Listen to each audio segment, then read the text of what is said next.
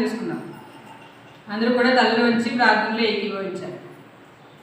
పరలోకమందున మా కన్న తండ్రి, ఘనమైన ఉన్నతమైన మహోన్నతమైన నామమునకు వందనములు స్తుతులు స్తోత్రములు. నాయన ఎంతవరకు ఎంతగానో మీ చల్లని రెక్కల నీడలో మమ్మల్ని భద్రపరిచి మీ కృపలో దాచిన విధానాన్ని బట్టి మీకు ఎన్నో కృతజ్ఞతాస్తుతులు చెల్లించుకుంటున్నాం తండ్రి. పిల్లలమైన మేమందరం ఇలా కూడుకుని ఆయన మీ వాక్యాన్ని ధ్యానించుకునిచుండగా చెప్పబోతున్న నాకు మీ పరిశుద్ధాత్మ సహాయాన్ని అనుగ్రహించండి. వినబోతున్న పిల్లల హృదయాలు తెరవబడి వాక్యాన్ని భద్రపరచుకోగలిగే శక్తిని, ఆ ప్రకారంగా జీవించగలిగే ధన్యతను వారికి అనుగ్రహించండి. ఈ కార్యక్రమం అంతట్లో మీరే తోడుగా ఉండి మీ నామానికి మహిమకరంగా జరిగినట్లు కృప చూపించమని వేడుకుంటూ మీ ప్రియుడు మా రక్షకుడైన యేసుక్రీస్తు వారి మహోన్నతమైన నామం పేరిట ఈ ప్రార్థన మనవులు అడిగి వేడుకుంటున్నాం మా కన్న తండ్రి. ఆమేన్.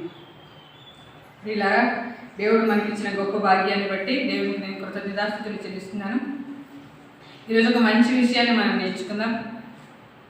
లోకంలో ఎన్నో విషయాలు మనల్ని లాగుతున్నప్పటికీ, ఎన్నో పరిస్థితులు, ఎన్నో సందర్భాలు జరుగుతున్నప్పటికీ, శరీర సంబంధమైన బలహీనతలు మనల్ని వెంటాడుతున్నప్పటికీ వాటి వైపు దృష్టించక దేవుని వాక్యానికి చోటించి దేవుని పనికి విధేయత చూపిస్తూ దేవునిలో ఉన్నతంగా సాగితేనే మనకి జీవమని, వెనక్కి చూసి లోకం వైపు తిరిగితే మనకి నిత్య నాశనమని మనం తెలుసుకున్నాం కనుక జ్ఞానుల వలె మనం నడుచుకోవాలి. విధేయత కలిగిన పిల్లలుగా, దేవుని మహిమపరిచే పిల్లలుగా, క్రీస్తు సంబంధులుగా ఈ లోకంలో జీవించాలి. రైట్?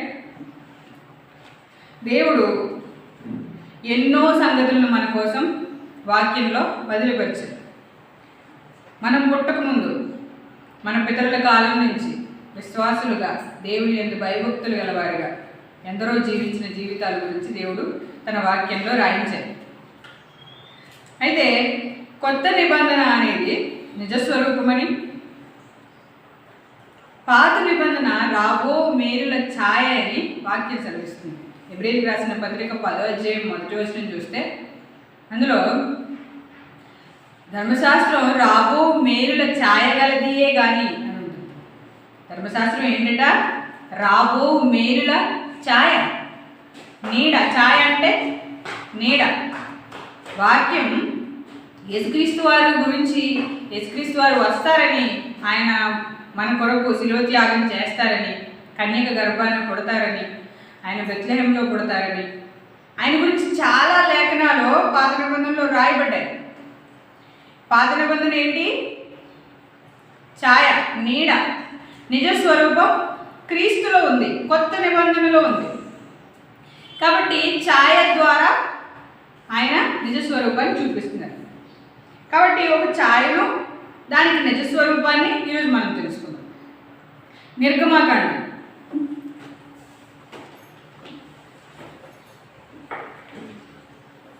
నిర్గమాకాండం 19వ అధ్యాయం 10వ వచనం. నిర్గమాకాండము 19వ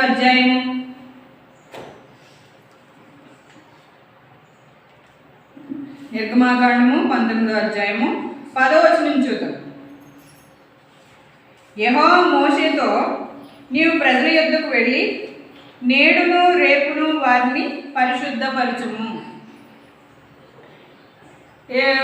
దేవుడు మోషే గారికి చెప్తున్నారు ఏమని? ప్రజల యొద్దకు వెళ్ళి నేడును రేపును వారిని పరిశుద్ధపరచుము. వారు తమ బట్టలు ఉతుకుని 3వ నాటికి సిద్ధముగా ఉండవలను.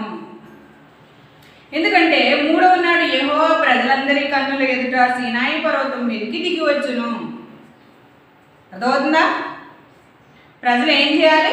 తమ బట్టలు ఉతుక్కుని పరిశుద్ధపరచుకోవాలి. పాత నిబంధనలో తమ వస్త్రాలను ఉతుక్కోవడం, ఆ మందిరాన్ని శుభ్రపరచుకోవడం, వారి గిన్నెలను పాత్రలను శుభ్రపరచుకోవడం, పరిశుద్ధపరచుకోవడంగా ధర్మశాస్త్రం చూపిస్తుంది.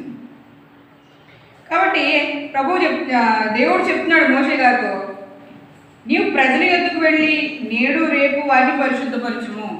పరిశుద్ధపరచడం అనగా వారు తమ బట్టలు ఉతుక్కుని స్నానములు చేసి శుభ్రంగా ఉండాలి. అది ఆనాడి పరిశుద్ధత, పూర్వకాలపు పరిశుద్ధత. ఎందుకంటే పర్వతం మీదకి దిగి వస్తాను. 12వ వచనం, నీవు చుట్టూ ప్రజలను మేరలు ఏర్పరిచి మీరు ఈ పర్వతం ఎక్కవద్దు, దాని అంచున ముట్టవద్దు, భద్రం సుమి, ఈ పర్వతం ముట్టు ప్రతివానికి మనం శిక్ష తప్పక విధింపబడవలను. ఎవరిని చేతితో దాన్ని ముట్టకూడదు, ముట్టినవాడు రాళ్ళతో కొట్టబడవలను లేక పొడవబడవలను. మనిషిని కానీ మృగము కానీ బ్రతకూడదు. బోరుధ్వని చేయనప్పుడు వారు పర్వతం యొద్దకు రావాలని. 14వ వచనం, అప్పుడు మోషే పర్వతం మీద నుండి ప్రజల యొద్దకు దిగి వచ్చి ప్రజలను పరిశుద్ధపరచగా, అంటే ప్రజలందరితో చెప్పారు మోషే గారు, మీరు మీ బట్టలు ఉతుక్కొని మీరు శుభ్రంగా ఉండాలి.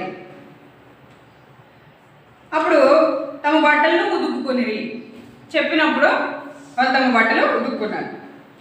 అప్పుడు అతడు 3వ నాటికి సిద్ధముగా నుండి ఏ పురుషుడును స్త్రీని చేరకూడదని చెప్పాను. ఏమని చెప్పాడు? ఏ పురుషుడును స్త్రీని చేరకూడదని చెప్పాను.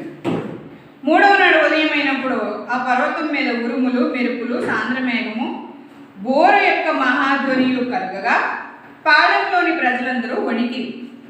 ఆ పర్వతం మీద చాలా మహాశబ్దాలు వస్తున్నాయి, మేఘం దిగుతుంది. వాళ్ళని చూసి చాలా భయపడ్డారు. 17వ వచనం, దేవుని ఎదుర్కొనుటకు మోషే పాలెంలో నుండి ప్రజలను అవతలకు రప్పింపగా వారు పర్వతము దిగువను నిలిచిరి. యెహోవా అగ్నితో సీనాయి పర్వతం మీదకి దిగి వచ్చినందున అదంతయు దోమమయమై ఉండెను. దాని దోమము కొలిమి దోమము వలె లేచెను. పర్వతమంతయు మిక్కిలి కంపించెను. దేవుడు దాని మీదకి దిగి వచ్చే సమయానికి అదంతా కంపించింది.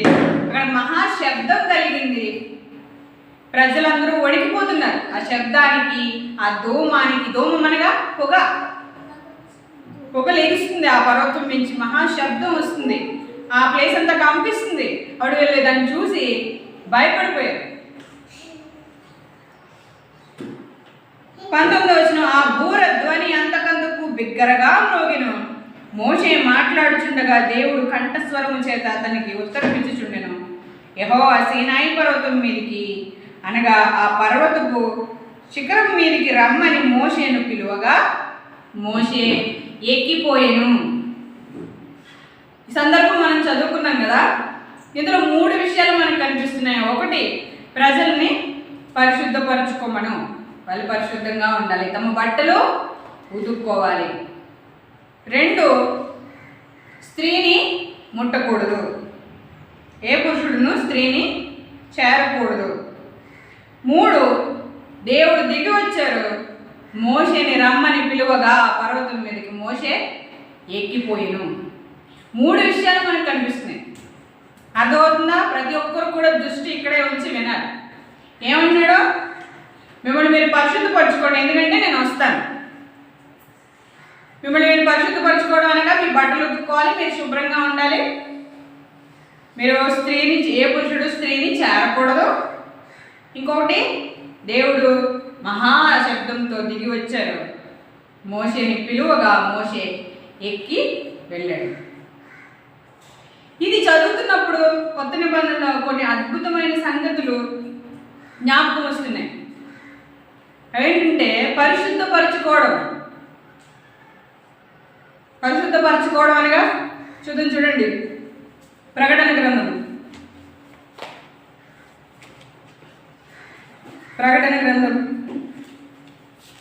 22వ అధ్యాయం.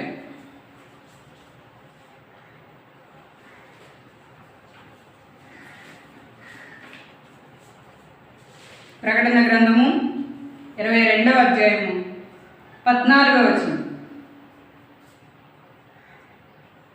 జీవవృక్షమునకు హక్కు గలవారై గుమ్మముల గుండా ఆ పట్టణంలోనికి ప్రవేశించినట్లు తమ వస్త్రములను ఉదుకుకొని వారు ధన్యులు. ఏముంది ఇక్కడ? తమ వస్త్రాలని ఉదుకుకొని వారు ధన్యులు. ఈ వస్త్రాలు ఉదుక్కున్న వారు ఎవరట? ఇలా ఉదుక్కుంటే ఏంటి? గుమ్మముల గుండా ఆ పట్టణంలోనికి ప్రవేశించినట్లు. ఏ పట్టణము? పరమ యెరూషలేము. ఇది పరలోక పట్టణం. జీవవృక్షమునకు హక్కు గలవారై గుమ్మములు గుండా ఆ పట్టణంలోనికి ప్రవేశించినట్లు తమ వస్త్రములను ఉదుకుకొని వారు ధన్యులు. పరలోక పట్టణానికి వెళ్ళడానికి తమ వస్త్రాలు ఉదుక్కున్న వారు ధన్యులు అని చెప్తున్నాడు. ఏ వస్త్రం ఇది? మన హృదయం. మన హృదయం అనే వస్త్రం మీద ముడతైనను మచ్చైనను కళంకమైనను అటుది మరి ఏది లేకుండా దాన్ని కడుక్కోవాలి. ఎవరైతే దాన్ని కడుక్కుంటారో వాళ్ళు పరిశుద్ధులు. అదే ప్రకటన గ్రంథం 7వ అధ్యాయం కూడా చూద్దాం. చూడండి, ప్రకటన గ్రంథం 7వ అధ్యాయం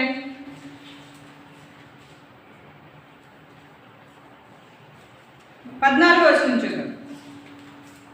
అదే ప్రకటన గ్రంథం 7వ అధ్యాయం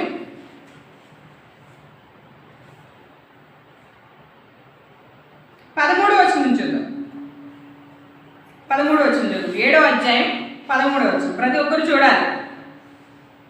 పెద్దలలో ఒకడు తెల్లని వస్త్రములు ధరించుకునే వీరెవరు, ఎక్కడి నుండి వచ్చిరని నన్ను అడిగాను. అందుకు నేను, అయ్యా నీకే తెలియననగా. యోహాను గారికి ఒక దర్శనం వచ్చింది. పెద్దల్లో ఒక అతను యోహాను గారిని ప్రశ్నిస్తున్నాడు. ఏమని? ఆ దర్శనంలో ప్రశ్నిస్తున్నాడు. ఏమని? తెల్లని వస్త్రములు ధరించుకున్న వీరెవరు, ఎక్కడి నుండి వచ్చిరని నన్ను అడిగాను. అందుకు నేను, యోహాను గారు చెప్తున్నారనమాట, అయ్యా నీకే తెలియననగా అతడు ఇలాగూ నాతో చెప్పెను, వీరు మహాశ్రమల నుండి వచ్చిన వారు, గొర్రె పిల్ల రక్తములో తమ వస్త్రములను ఉదుకుని వాటిని తెలుపు చేసుకుని. గొర్రెపిల్ల రక్తంలో తమ వస్త్రములను ఉదుక్కున్న వారంటే యేసుక్రీస్తు రక్తము ద్వారా నాకు పాప క్షమాపణ, విమోచన కలుగుతుంది, నా పాపాలకు ప్రాయశ్చిత్తం కలుగుతుంది అని నా హృదయంలో నేను క్రీస్తునందు విశ్వాసం ఉంచి ఆయనలో కొనసాగుతున్నాను కదా. అప్పుడు నా హృదయం క్రీస్తు రక్తంతో కడుగబడింది. ఇప్పుడు అది పరిశుద్ధపరచబడింది. అందుకే అన్నాడు, వీరు మహాశ్రమల నుండి వచ్చిన వారు, గొర్రె పిల్ల రక్తములో తమ వస్త్రములను ఉదుకుని వాటిని తెలుపు చేసుకుని. అందువలన వారు దేవుని సింహాసనము ఎదుట ఉండి రాత్రింబగళ్ళు ఆయన ఆలయములో ఆయన్ను సేవించుచున్నారు. సింహాసనాసీనుడైన దేవుడు, ఆసీనుడైన వాడు తానే తన గుడారము వారి మీద కప్పును. వారికి ఇక మీదట ఆకలి అయినను దాహమైనను ఉండదు. సూర్యుని ఎండైనను ఏ వడగాలి అయినను వారికి తగలదు. ఏలయనగా సింహాసన మధ్యముండు గొర్రెపిల్ల వారికి కాపరి అయి జీవజలముల బుగ్గ యొద్దకు వారిని నడిపించును. దేవుడే వారి కన్నుల నుండి ప్రతి బాష్ప బిందువు తుడిచివేయును. ఎవరు వీళ్ళు? క్రీస్తును కలిగిన వారు, క్రీస్తును అనుసరించిన వారు, క్రీస్తు కొరకు బ్రతుకుతున్నప్పుడు మహాశ్రమలను అనుభవించిన వారు, క్రీస్తు రక్తంలో తమ వస్త్రములను ఉదుకుకొనిన వారు. పాత నిబంధనలో తమ వస్త్రములు ఉతుక్కోండి అంటే పైన ఒంటి మీద ఉన్న బట్టల్ని శుభ్రంగా ఉతుక్కొని మంచి తెల్లని వస్త్రాలు వేసుకోవడం పరిశుద్ధతగా చూపిస్తే, కొత్త నిబంధనకు వచ్చిన తర్వాత వాళ్ళు నీళ్ళలో ఉతుక్కున్నారు. మనం గొర్రెపిల్ల రక్తంలో మన హృదయాల్ని కడుక్కున్నాం. క్రీస్తు రక్తంతో మన హృదయాన్ని కడుక్కుని మన హృదయాన్ని పరిశుద్ధపరుచుకున్నాం, పరిశుద్ధులుగా పిలువబడుతున్నాం. తమ వస్త్రములు ఉతుక్కుని వారు ధన్యులు. వీళ్ళే దేవుని పిల్లలు. మీకు అర్థమైందా మాట? ఇంకా ఇంకో మాట కూడా చూపిస్తాను, మీకు బాగా అర్థమవుతుంది. హెబ్రీయులకు రాసిన పత్రిక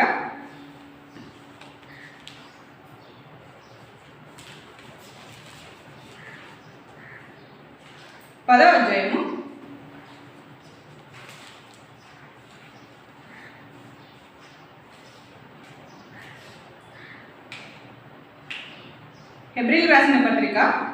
10వ అధ్యాయము 10వ వచనం చూద్దాం.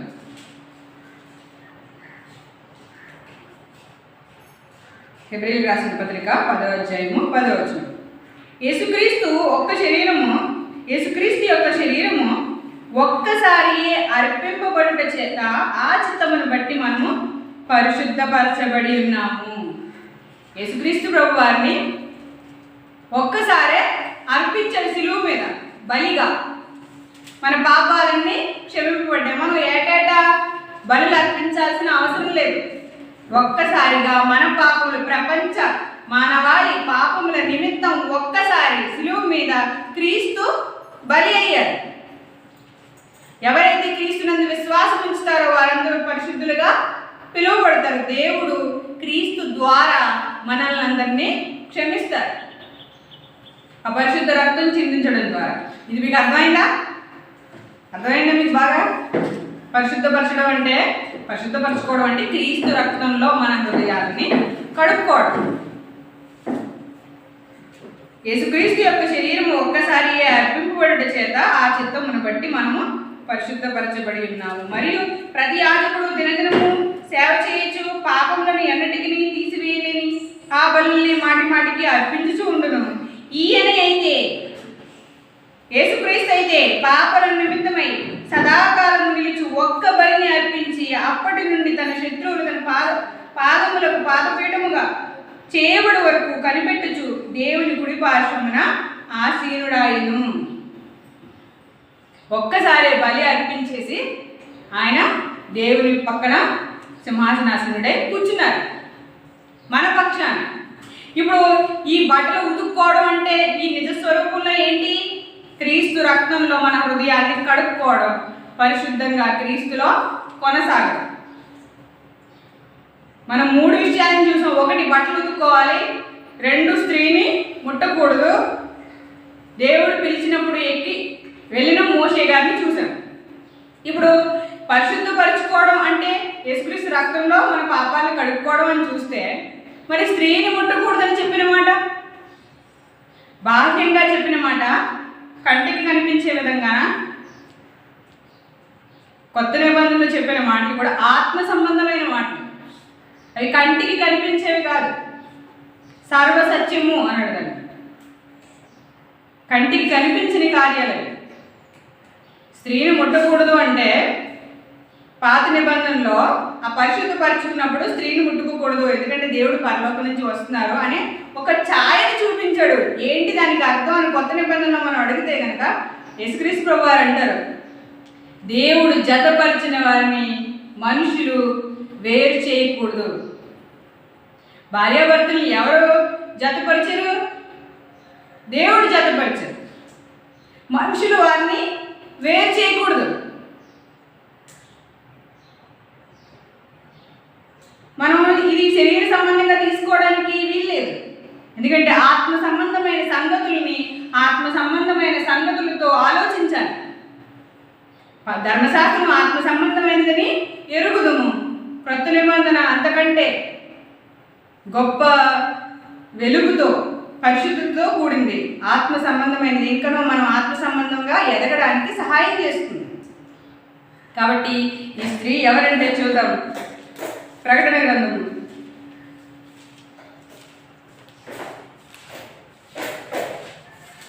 17వ వచనం, 17వ అధ్యాయం. ప్రకటన గ్రంథము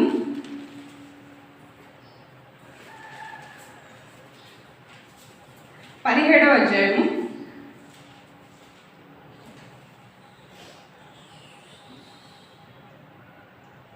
17వ అధ్యాయము. అందరూ తీయాలి, తీసారా?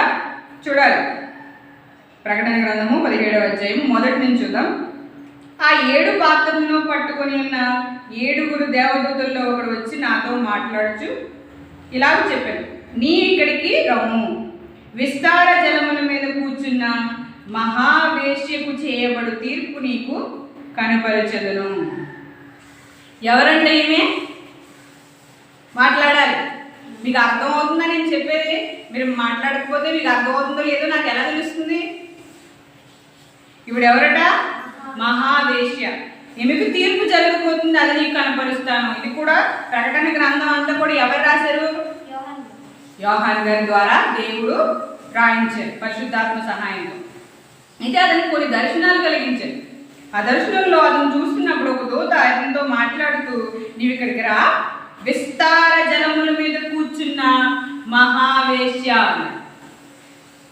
విస్తార జలములు, ఆ జలములు ఏంటో తెలియాలంటే ఆ పక్కనే అదే 17వ అధ్యాయం 15వ వచనంలో ఆ జలములు ఏంటో తెలుసుకోవడానికి మాత్రమే. చూడాలి. ప్రకటన గ్రంథం 17వ అధ్యాయం 15వ వచనం. మరియు ఆ దూత నాతో ఇలాగ చెప్పాను, ఆ వేశ్య కూర్చున్న చోట నీవు చూచిన జలములు ప్రజలను, జన సమూహములను, జనములను, ఆయా భాషలు మాట్లాడు వారిని సూచించును. ఈ జలములు అనగా జనులు, మనుష్యులు. ఇది విస్తారమైన మనుషుల్ని సూచిస్తుంది అన్న 15వ వచనంలో. ఈవిడెవరు? మహాజలముల మీద కూర్చున్న మహావేశ్య. విస్తార జలముల మీద కూర్చున్న మహావేశ్య అంటే భూమి మీద ఉన్న ప్రజలందరి మీద కూర్చున్న వేశ్య అని అర్థం. ఈమె 2వ వచనం, భూరాజులు ఆమెతో వ్యభిచరించిరి, భూనివాసులు ఆమె వ్యభిచార మధ్యములో మత్తులైరి. అంటే భూరాజులు ఆమెతో వ్యభిచరించిరి. ఎవరండి? వేశ్య కదా. మరి ఈ రాజులందరితో వ్యభిచరిస్తుంది. భూనివాసులు ఆమె వ్యభిచార మద్యముతో మత్తులైరి. అప్పుడు అతడు ఆత్మవశుడైన నన్ను అరణ్యమునకు కొనిపోగా దేవదూషణ నామముతో నిండుకొని 7 తలలు 10 కొమ్ములు గల ఎర్రని మృగము మీద కూర్చుండి ఒక స్త్రీని చూచితిని. ఆ స్త్రీ ధూమ్ర రక్త వర్ణము గల వస్త్రము ధరించుకుని బంగారముతో, రత్నములతోనూ, ముత్యములతోనూ అలంకరింపబడినది. ఏహ్యమైన కార్యములతోనూ తాను చేయుచున్న వ్యభిచార సంబంధమైన అపవిత్ర కార్యములతోనూ నిండిన ఒక సువర్ణ పాత్రను తన చేత పట్టుకొని ఉండెను. ఎవరైనా? మహావేశ్య ఏహ్యమైన కార్యములను చేయుచున్నది అని చెప్పి ఏం చేస్తుంది? మహావేశ్య ఏం చేస్తుంది? చక్కగా రత్నములతో, సువర్ణోపకరణములతో అలంకరించుకుని వ్యభిచారం చేస్తుంది భూరాజులతో. ఏహ్యమైన కార్యములు చేయించు, వ్యభిచార సంబంధమైన అపవిత్ర కార్యములతో నిండిన ఒక పాత్రను పట్టుకుని ఉన్నది. ఇప్పుడు మీకు అర్థం కావాలి, ఎవరి ఈ వేశ్య? అపవాది. అపవాదిని సూచిస్తూ దేవుడు మనకు రాయించిన మాట, విస్తార జలముల మీద కూర్చున్న మహావేశ్య. అందరూ కూడా జాగ్రత్తగా వినాలి. ఎవరిమే? విస్తార జలములు అంటే భూమి మీద నివసిస్తున్న మనుషులందరి మీద ఆధిపత్యం చేస్తున్న అపవాది. వాడి వలల్లో చిక్కించుకుంటూ, వాడి ఇష్టారాజ్యాన్ని జరిగిస్తూ, కామ సంబంధమైన అపవిత్రమైన ఏహ్యమైన కార్యములు జరిగిస్తూ మనుషుల్ని తన వైపుకి తిప్పుకుంటున్నాడు. వాళ్ళకి కావాల్సిన ఆశలు చూపిస్తున్నాడు. మీకు ఇదే మాట యాకోబు గారు చెప్తూ అంటారు, వ్యభిచారులారా, ఈ లోక స్నేహము దేవునితో వైరమని మీరు ఎరుగరా. లోకంతో స్నేహం చేసే వారిని ఏమంటున్నారు? వ్యభిచారులారా అని పిలుస్తున్నాడు. ఈమెవరు? మహావేశ్య. వేశ్యలకు తల్లి అని ఉంటుంది. కింద వచనాలు మీరు చూస్తే 5వ వచనం చూడండి. 5వ వచనం 17వ అధ్యాయం, ప్రకటన గ్రంథం 17వ అధ్యాయం 5వ వచనం. దాని నొసట దాని పేరు ఇలాగూ రాయబడి ఉండెను, మర్మము వేశ్యలకును భూమిలోని ఏహ్యమైన వాటికి తల్లి అయిన మహాబబులోను. ఏహ్యమైన వాటికి ఏంటంట? తల్లి. ప్రతిదానికి తల్లి. వేశ్యలకు తల్లి మహావేశ్య. ఎవరి వేశ్యలు, ఎవరి వ్యభిచారులు అంటే లోకంతో స్నేహం చేసేవారు. లోకం మీద అధికారి అపవాది. అపవాదితో కలిసి ఉన్న వాళ్ళనే వ్యభిచారులారా, ఈ లోక స్నేహం దేవునితో వైరమని మీరు ఎరుగరా అని వాక్యం ప్రశ్నిస్తుంది. ఈ స్త్రీ ఎవరు? మీరు స్త్రీని ముట్టకూడదు అంటే అర్థం ఏంటంటే మీ భార్యలతో ఉండకూడదని కాదు, దేవుడు జతపరిచిన భార్యతో కలిసి ఉండకూడదని కాదు. ఇక్కడ మహావేశ్య అనేది భూమి మీద ఒకటి ఉంది. అదే ఈ యుగ సంబంధమైన దేవత. అది మనుషుల్ని దేవుడికి కాకుండా చేస్తుంది. తన వ్యభిచార మద్యముతో వారిని మత్తులుగా చేస్తూ తనకిష్టం వచ్చినట్టు ఆడిస్తుంది. కాబట్టి మీరు దాని సాంగత్యం చేయకూడదు అని దాన్ని అక్కడ వివరించాడు అనమాట. గొర్రెపిల్ల రక్తంలో తమ వస్త్రములు కడుక్కొని ఎవరైతే ఈ స్త్రీతో వ్యభిచరించకుండా ఉంటారో, ఇంకో విషయం ఏం చూసాం మనం, దేవుడు సీనాయి పర్వతం మీదకి మహాశబ్దంతో దిగి వచ్చాడు. మోషేని పిలువగా మోషే ఎక్కిపోయాను. దానికి కూడా అర్థం ఏంటో చూద్దాం. అపోస్తుల కార్యములు, యేసుక్రీస్తు ప్రభువారు ఈ భూమి మీదకి వచ్చినప్పుడు తెస్సలోనికీయులకు రాసిన పత్రికలో మనం ఒకసారి మాట్లాడుకున్నాం ముందు ఆదివారాల్లో. ఏంటంటే యేసుక్రీస్తు ప్రభువారు ఎలా వస్తారు? ఆర్భాటంతోనూ బోరధ్వనితోనూ మహాశబ్దంతోనూ ఆయన భూమి మీదకి దిగి వస్తారని మనం మాట్లాడుకున్నాం. అవునా? ఎలా వస్తారు ఆయన? బోరధ్వనితోనూ మహాశబ్దంతోనూ మేఘమండలం మీదకి దిగి వస్తారు. దానికంటే ముందు ఈ మాట చూద్దాం. అపోస్తుల కార్యము 1వ అధ్యాయము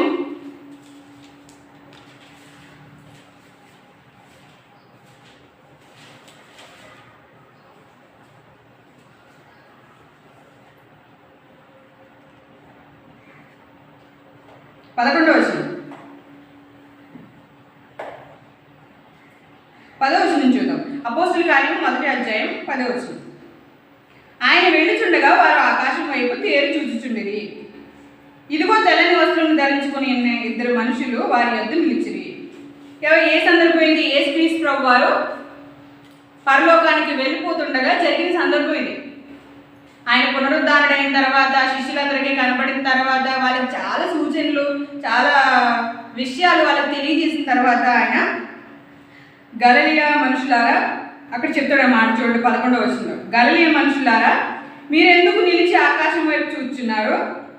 మీ వద్ద నుండి పరలోకమునకు చేర్చుకొనబడిన ఈ యేసే ఏ రీతిగా పరలోకమునకు వెళ్ళుట మీరు చూచితిరో ఆ రీతిగానే ఆయన తిరిగి వచ్చునని మీ వారితో చెప్పిరి.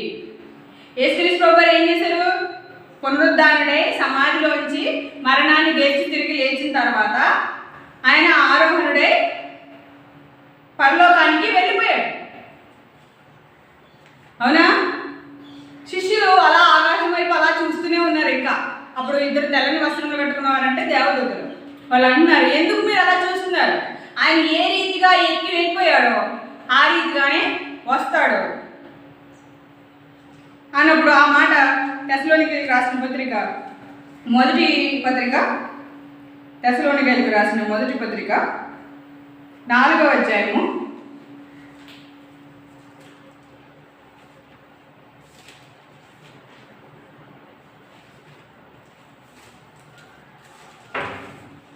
16వ వచనం. తెస్సలోనికీయులకు రాసిన మొదటి పత్రిక 4వ అధ్యాయము 16వ వచనం. ఆర్భాటముతోనూ ప్రధాన దూత శబ్దముతోనూ దేవుని బూరతోనూ పరలోకము నుండి ప్రభువు దిగి వచ్చును. ఆ రోజు సీనాయి పర్వతం మీదకి దేవుడు ఎలా దిగి వచ్చారు? వినాలి. సీనాయి పర్వతం మీదకి దేవుడు ఎలా దిగి వచ్చారు? మహాశబ్దముతో. ఆ పర్వతం అంతా కంపించిపోయి బూరధ్వనులతో కొలిమిలో దోమ వస్తున్నట్టు అక్కడ చాలా భయంకరమైన పరిస్థితులు జరిగాయి. ఆ ప్రజలందరూ దాన్ని చూసి వణికి అని రాయబడింది అక్కడ. అదే సందర్భం మళ్ళీ మనం ఇక్కడ చూస్తున్నాం. ఆయన ప్రధాన దూత శబ్దముతోనూ దేవుని బూరతోనూ పరలోకము నుండి ప్రభువు దిగి వచ్చును. ఆ రోజు సీనాయి పర్వతం మీదకి దిగి వస్తాడని ప్రభువు చెప్పారు. ఈరోజు క్రీస్తు దిగి వస్తాడని మనకి కొత్త నిబంధనలో వాక్యంలో రాయబడింది. దేవుడు దీన్ని మనకి ఆత్మ సంబంధమైన జ్ఞానంగా రాయించారు. క్రీస్తునందు మృతులైన వారు మొదట లేదురు, ఆ మీదట సజీవులమై నిలిచియుండు మనము వారితో కూడా ఏకముగా ప్రభువుని ఎదుర్కొనుటకు ఆకాశ మండలమునకు మేఘముల మీద కొనిపోబడుదుము. ఎవరైతే తమ వస్త్రములు ఉతుక్కున్నారో, స్త్రీ సాంగత్యం చేయలేదో, మోషే గారికి ప్రజల్ని పరిశుద్ధపరిచి స్త్రీని ముట్టకూడదు అని ఆజ్ఞాపించారు. ఎందుకంటే నేను పర్వతం మీదకి దిగి వస్తాను. అప్పుడు ఆయన మహాశబ్దంతో దిగి వచ్చిన తర్వాత మోషేని పిలిచాడు. అడు మోషే ఆ పర్వతం మీదకి ఎక్కిపోయినట్టు మనం చూసాం. ఇప్పుడు కొత్త నిబంధనలో యేసుక్రీస్తు ప్రభువారు బోర శబ్దంతో ఆర్భాటంతో వస్తారో, అప్పుడు ఆయన వచ్చినప్పుడు ఆయన్ని ఎదుర్కోవడానికి ఎవరైతే క్రీస్తు రక్తంలో తమ వస్త్రాలను ఉదుక్కున్నారో, పవిత్రపరుచుకున్నారో, పరిశుద్ధులుగా జీవిస్తున్నారో వాళ్ళు ఈ లోక సాంగత్యం చేయని వారు, ఈ లోక సంబంధమైన దేవతతో, వ్యభిచారి మహావేశ్యతో సాంగత్యం చేయకుండా పరిశుద్ధంగా పవిత్రంగా బ్రతుకుతూ ఉంటారో వాళ్ళు ఈ మేఘమండలం మీద కొనిపోబడతారు. మనం కూడా మేఘములు ఎక్కి దేవుని దగ్గరికి వెళ్తాం. అదే విషయాన్ని మనకి ఛాయగా పాత నిబంధనలో దేవుడు రాయించారు. కొత్త నిబంధనలో ఈ విషయాన్ని మనం చూడగలిగాం. పాత నిబంధనలో వాళ్ళు పరిశుద్ధపరుచుకుని స్త్రీ సాంగత్యం చేయకుండా దేవుడు పిలిచినప్పుడు మోషే ఎలా ఎక్కిపోయారు. దేవుడు చెప్పినట్టు చేసినప్పుడు మోషేని పిలిచినప్పుడు మోషే ధైర్యంగా వెళ్ళాడా లేదా? మనం కూడా క్రీస్తు రక్తంలో కడుక్కుని స్త్రీ సాంగత్యము చేయక పరిశుద్ధంగా బ్రతికితే మనం కూడా యేసుక్రీస్తు వచ్చినప్పుడు ధైర్యంగా మేఘముల్ని ఎక్కి దేవుని దగ్గరికి వెళ్ళిపోతాం. ఎన్ని విషయాలు దేవుడు మన కొరకు రాయించారు చూసారా? ఎంత అద్భుతమైన సంగతి చూసారా? దేవుడు మనల్ని ప్రేమించి ఈ విషయాలన్నీ తెలియజేస్తున్నారు కనుక వాక్యమందు భయభక్తులు కలిగి దేవుని యందు విధేయత కలిగి వాక్యమందు విధేయత చూపిస్తూ ఎల్లప్పుడూ ప్రతి ఆలోచనను క్రీస్తుకు లోబడినట్లు చెరపట్టి దేవుని యందు నమ్మకమైన పిల్లలుగా మనం కొనసాగాలి. ఆ పరలోక వారసత్వం కోసమే కష్టపడాలి. ఈ శరీరం మనకి శత్రువుగా ఉందని, దీన్ని జయించడానికి దేవుడు మనకి శక్తి ఇస్తారని, ఆయన మీద ఆధారపడి ఆయన్ని నమ్ముకుని ఆయన కొరకు బ్రతకడానికి ఈ దేహాన్ని దేవుని పనికి వినియోగించి దేవుని పనిలో చివరి వరకు నమ్మకంగా కొనసాగితే క్రీస్తు వచ్చినప్పుడు మనకి గొప్ప బహుమానాన్ని తీసుకొస్తారని ఆ ఆశతో, ఆ నిరీక్షణతో, ఆ విశ్వాసంతో మనం ముందుకు కొనసాగాలి. అట్టి పిల్లలుగా మనం అందరూ ఉండాలని కోరుకుంటూ నా మాటలు ముగిస్తున్నాను. తలలో వంచండి, ప్రార్థన చేస్తాను.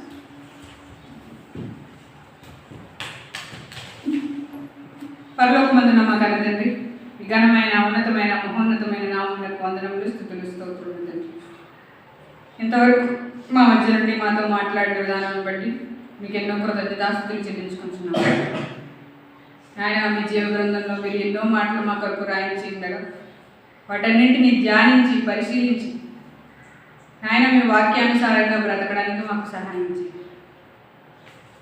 ఎలా అయితే ఛాయగా మీరు మాకు చూపించారో ఈ నిజ స్వరూపంలో ఆత్మ సంబంధమైన బ్రతుకులో, ఈ ఆత్మీయ జీవితంలో ఉన్నతంగా ఎదగడానికి మాకు సహాయం చేయండి. వాక్యానుసారంగా జీవించడానికి మాకు సహాయం చేయండి.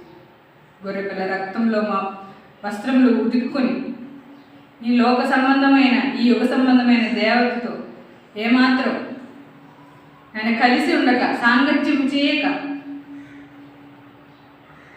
ఎల్లవేళలా జాగ్రత్తగా మీ కొరకు ఉన్నతంగా బ్రతకడానికి మీరు ఏ క్షణంలో పిలిచినా ధైర్యంగా మీ వద్దకు నాయన చేరడానికి మీరే కృపనిచ్చి నడిపించండి. ఆయన మీరు ఏ మాటలైతే మా కొరకు రాయించారో ఆ మాటలను జాగ్రత్తగా చదువుకుని ఆ ప్రకారంగా బ్రతుకుతూ ప్రతి సమయంలోనూ ఆయన మా ప్రాణం పోకడ ఎప్పుడో, మీ కుమారుడైన యేసుక్రీస్తు వారు రాకడ ఎప్పుడో మేము ఎరగం కనుక ఆయన మేము జాగ్రత్త వహిస్తూ ప్రతి సమయంలోనూ, ప్రతి సందర్భంలోనూ, ప్రతి గడియలోనూ వణుకుతూను భయంతోనూ గడుపుచు ఆయన ఈ లోకంలో మీ కొరకు నమ్మకంగా బ్రతకడానికి మాకు సహాయం చేయండి. ధైర్యాన్ని, శక్తిని ఇవ్వండి, బలపరచండి. సంఘమంతటిని జ్ఞాపకం చేసుకోండి. మీ దయలో మీ కృపలో వర్తిల్లింపచేయండి. నాయన మీ కుమారుడైన యేసుక్రీస్తు వారి రాకడలో ఎత్తబడే గుంపులో మేము ఉండినట్లు సహాయం చేయండి. అన్ని విషయాలు మీ చేతులకు అప్పగించుకుంటూ మీ చిత్తానుసారంగా బ్రతికే భాగ్యాన్ని మెండుగా ప్రసాదించమని కోరుకుంటున్నాం. మీ ప్రియుడు మా రక్షకుడైన యేసుక్రీస్తు వారి మహోన్నతమైన నామం పేరిట ఈ ప్రార్థన మనములు అడిగి వేడుకుంటున్నాం మా కన్న తండ్రి. ఆమేన్.